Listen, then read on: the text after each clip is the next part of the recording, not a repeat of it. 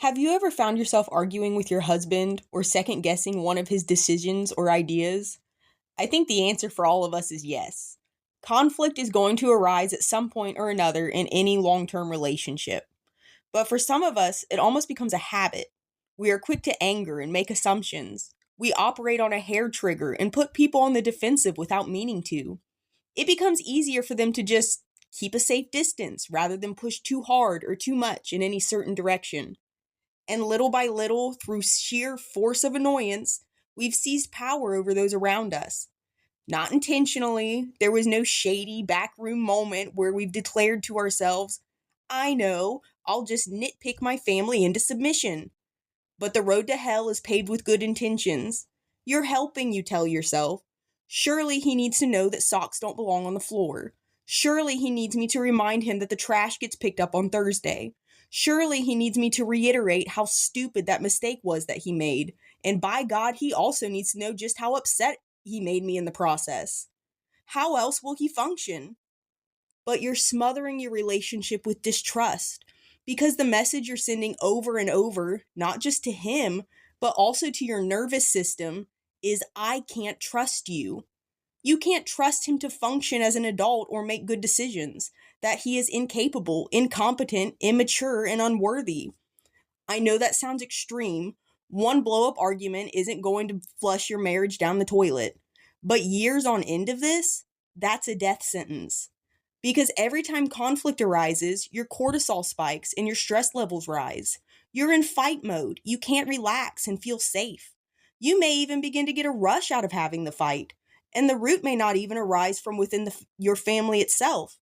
It may merely be an outlet for whatever stress you've been carrying around outside the home.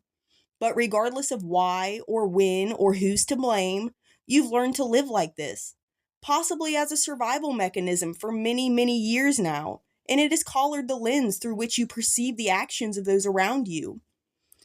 But this heightened state of arousal, always looking out for those perceived slights, has fully inhibited your bonding mechanisms.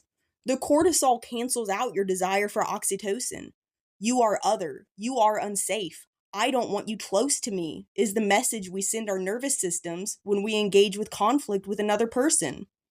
It's why we grow distant and pull away after. It's why the hurt is difficult to let go of, and forgiveness may not come easy. That's our brain trying to keep us safe from later conflict. Don't go near them, they'll hurt you again. Which, if we're speaking about an acquaintance, the answer is simple. We just decide not to engage with them anymore. But when the person is our family, someone we're ostensibly supposed to be the closest to, this sort of animosity can fester into something you never anticipated or intended. Now, some years in, you may look back on those early days and wonder what's happened. Why don't you see the same man you saw back then? Because you've otherized him.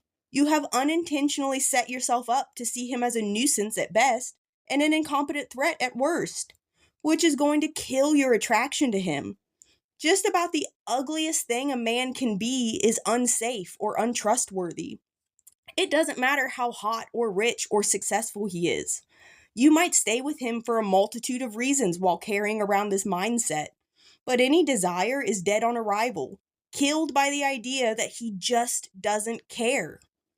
But I would encourage you to reflect honestly on your relationship with your husband. Does this perception of him line up with reality?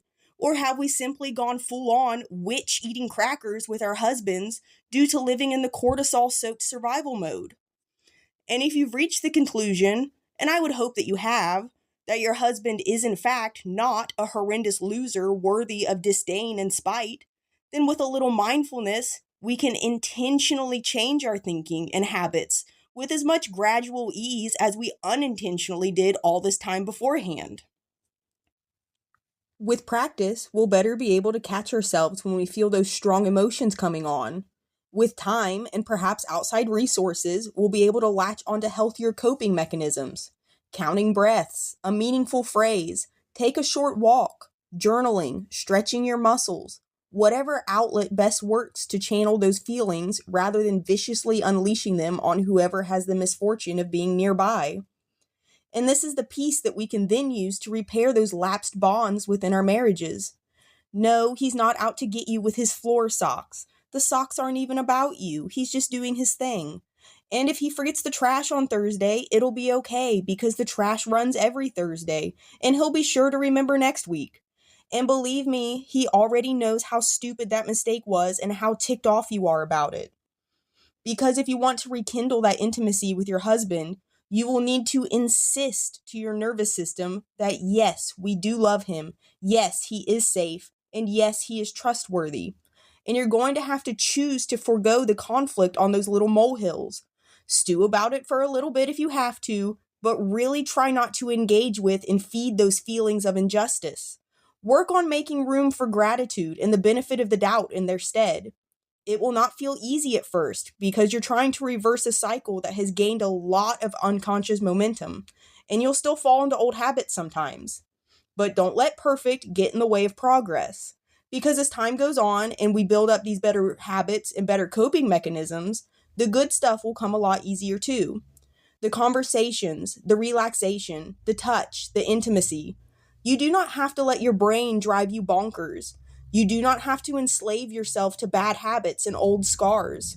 So I hope this encourages you to take back control, to not let life and others rob you of your peace, and to cultivate that space you need in order to truly feel safe and connected with your husband. And until next time, my friends, take care.